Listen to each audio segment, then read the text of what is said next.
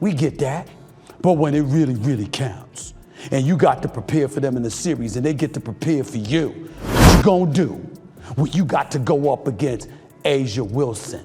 I've got to hand out my WNBA Player of the Week award. And this week, it once again goes to the dominant one herself, the one and only A'ja Wilson of the Las Vegas Aces. In a best 3 or 5 series, what you gonna do? Best 2 or 3, best 3 or 5, I'm telling you right now, A'ja Wilson ain't no joke. Did you see Caitlin Clark's reaction after A'ja Wilson's so-called defense? It wasn't just frustration, it looked like fury. Fans are asking, if the refs aren't going to protect Clark, then who will? Tonight we're breaking down the plays that had fans heated, the exact moments that shifted the Fever's momentum, and why so many believe Wilson crossed the line. But here's the bigger question, is this just competitive basketball, or did the officials let the game spin completely out of control? Before we move on, I'd like to ask you a small favor. If you appreciate this content, please take a second to like this video and subscribe to the channel. Over 98% of you watch the videos without subscribing. It costs you nothing, but it makes a huge difference to us. So, did you click the subscribe button? Great! Thank you so much. Now, back to the video. Why did Caitlin Clark suddenly let her frustration show like that? This is a player who is known for keeping calm, even when teams are trying to wear her down physically. She usually shakes it off with a quick glance at the refs or just moves straight into the next play. But in this game, something snapped. The poise that has followed her since college looked like it broke for the first time under the bright lights, and it all came back to one matchup, A'ja Wilson shadowing her on almost every possession. Now, Clark has taken hits before. We've seen defenders bump her hard coming off screens, take swipes at her drives, and even throw her to the ground trying to stop transition runs. Usually, she gets up, nods her head, and keeps going. But this time against Wilson, it didn't feel like ordinary defense.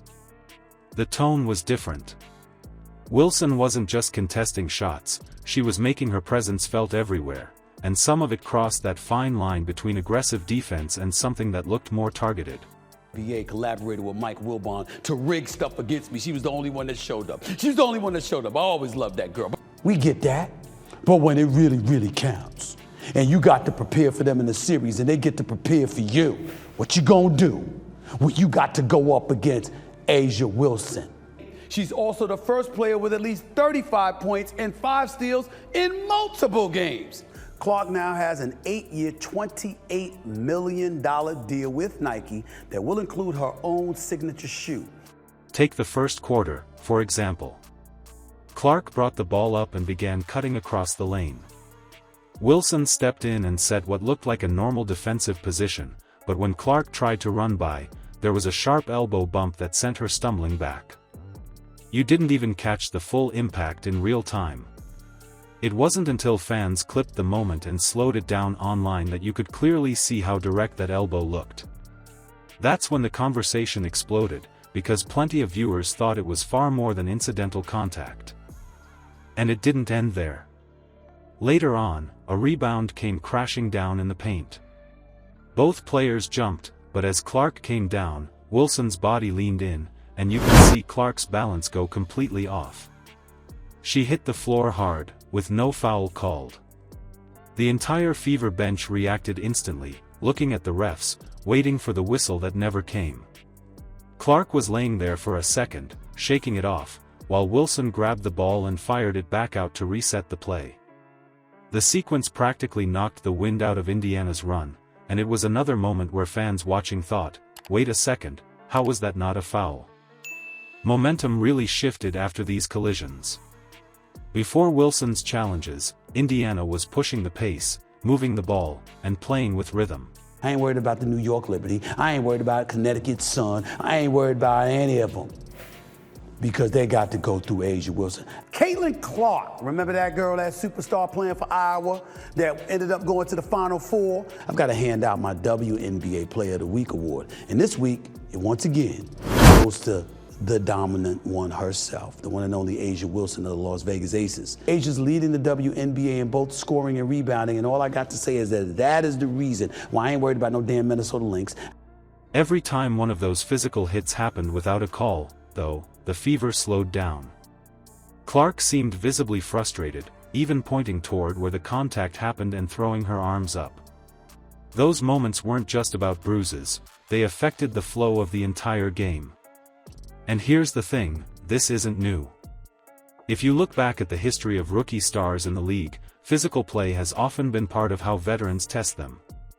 Coaches talk about making them earn it, and refs sometimes let extra contact slide, especially early in players' careers.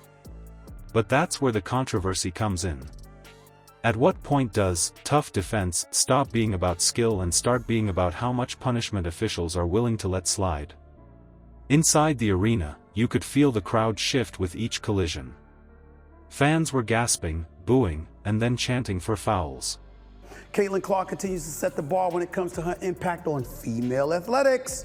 That honor goes to the Las Vegas Aces superstar, A'ja Wilson. You know I got a soft spot for that girl. She came through for me in a best 3 or 5 series. What you gonna do? Best 2 or 3, best 3 or 5, I'm telling you right now.